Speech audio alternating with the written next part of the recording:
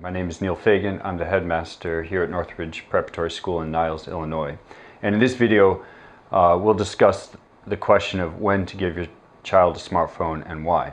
This video and the entire series, plus a practical kind of how-to handout, is all available online at northridgeprep.org/technology.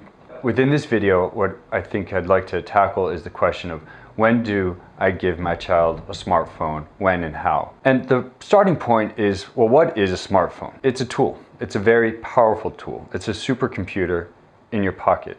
And we don't give tools to our children automatically. I mean, you think about a car. You don't give your son a car or your daughter a car until he's ready. You don't let him use power tools until he's ready. And in a similar way, we don't give him a smartphone. I would argue we shouldn't give a supercomputer to your son or daughter and put it in his pocket until he's ready. So a smartphone is a tool. It's a very powerful tool that can be used well and for a lot of good when you're ready. So the question is, when is he or she, your daughter, ready? And I think the answer is when he or she has a high level of maturity and self-control, the degree to which is required to use a supercomputer well. And what are signs of this maturity? I'd say the first one is material order. How is his or her room? Does he keep it tidy without being asked? Is his bed made on a daily, normal basis without being asked? How does he take care of his clothing, his book bag, his locker, so forth? Does he show in his material possessions the maturity required to use other tools well? Another one is, how does he manage his schedule? Does he procrastinate, or is he diligent? Does he wake up on time without having to be asked? Does he do his homework well by and large every day? Does he prepare for tests well? Does he plan his or her weekend and plan his time well? These are all signs of maturity and a sign of self-control, the self-control required to use a very powerful tool well. And then the last area is moral toughness. Does he do what he wants? Does she do what she wants, or what they should? Do they stick up for what's right? Do they give in to peer pressure, or do they stand up to it when peer pressure leads them in a path that they shouldn't go down? This moral toughness, this moral integrity is very important for using these devices well. Now, it's not like it's a problem if your child isn't there yet. That's okay, that's normal. It's what we all went through. So when is he ready? Well, it depends on the child. I would say most children, most young men or women are not ready until at least 11th grade, possibly 12th, possibly later. Once they show these signs of maturity, the material order, the planning ahead, and the moral toughness, then they're ready for a smartphone. And in most cases, that is not until junior or senior year of high school. And that's okay, that's normal, that's how children progress. Now, what if you've already given him a smartphone? It's very hard to pull that back, I recognize that. And so we'll address that. There's still plenty you can do. And also, I'm not suggesting that you shouldn't give him a phone at all, but just not unfettered access to a device that he can spend 6 or 9 hours a day on, which is what your typical teenager does. That's what we want, that's what I would recommend we avoid. So when do I give my child a smartphone? The answer I would suggest is when he's ready, which I think typically is junior or senior year. And I do think giving him by the end of high school is a good idea, because that way you can actually help him learn how to use it. But the point is, until he's ready, he won't be able to use it well. You won't be able to help him use it well. So the first answer is when he's ready. But the second one is, I think it's in stages. And this is different than even 5 years ago. I think now you can do things with phones and introduce them in stages because parental controls and monitoring and so forth, software is available that even 5 years ago it wasn't. And the stages I'd recommend for the typical person, and obviously you do what you want here, this is your child, your family, but the one I think would most often make sense is that 8th or 9th grade, it can be helpful to have a phone that he or she can text and call on. And then junior year, you might add functionality like browsing and email. And how do you do this? I think there's two approaches. Either one can work well, and you have to pick the one that makes the most sense. The first one is you give them a dumb phone. And there's a few pluses and a few minuses. The pluses are pretty significant. There's no setup required. You just give them a dumb phone. As long as it doesn't have a browser on it, it's limited to calls and texts, and there's no way around that. And this means you avoid the constant request of your child to add more functionality. The downside is it's missing some apps that can be helpful. It's up to you whether the upside and downsides, which one outweighs the other. The other approach that can work well is you give them a smartphone, 8th or 9th grade, but it's locked down to essentially the capabilities of a dumb phone. And there's some reasons why this can be helpful. If you need to get on the CTA or public transport and there's apps for that, okay, that's useful.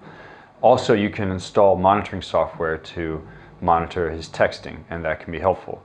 There are significant downsides though. The setup is significant. You have to be willing to invest the time and have the technical ability to actually set up the phone so that it truly is locked down. And whenever you give them a smartphone or her a smartphone, you know you're going to be facing constant requests to add more apps, add social media, and so forth. And the other one is that there's then the significant temptation to break the parental controls and actually use it the way that you don't want him or her using it. So which one do you pick? It's up to you. I think in general a dumb phone is easier, it's safer, but I can see real reasons why giving him a smartphone that's locked down can be helpful. I think you can go either way. So the stages, we talked about this, 8th and 9th grade, text and calling, junior, senior year, adding more functionality, browsing and so forth. But then there's a question of social media. When do you allow your child to have social media? And I would argue, as tough as it is, that you would not allow him or her to have it in high school. And why is that? Well, it's the reasons that we discussed. It's addictive, it's antisocial, it really hurts their social ability. And then, very importantly, it removes the center of their lives from their home and from you, where you want them to be centered and grounded and at peace, to their peers and pop culture. They're looking for direction all the time, 24 hours a day, from their peers and pop culture. And once you give them social media, it's very hard for this not to happen. It's the natural course of events. Social media, it harms social development, it harms empathy, it harms their ability to study well because it's so addictive. And also, very importantly, it's impossible to filter. You can't filter it. They will have access to all kinds of pornographic images, and there's nothing you can do about it if they have access to Snapchat and Instagram. And also, it's very hard to monitor. Now, I know that it's hard to do this. I know that teens really desire social media for all the reasons that we've gone through. It's addictive and it's so forth. But the impacts of it are very real, and we've discussed them. You know, it impacts their social life, it impacts their emotions, they're more likely to be lonely. It's not good for studying. I shared this study from college students. They switch tasks on average every 19 seconds. Computer windows are open less than a minute for 75% of them.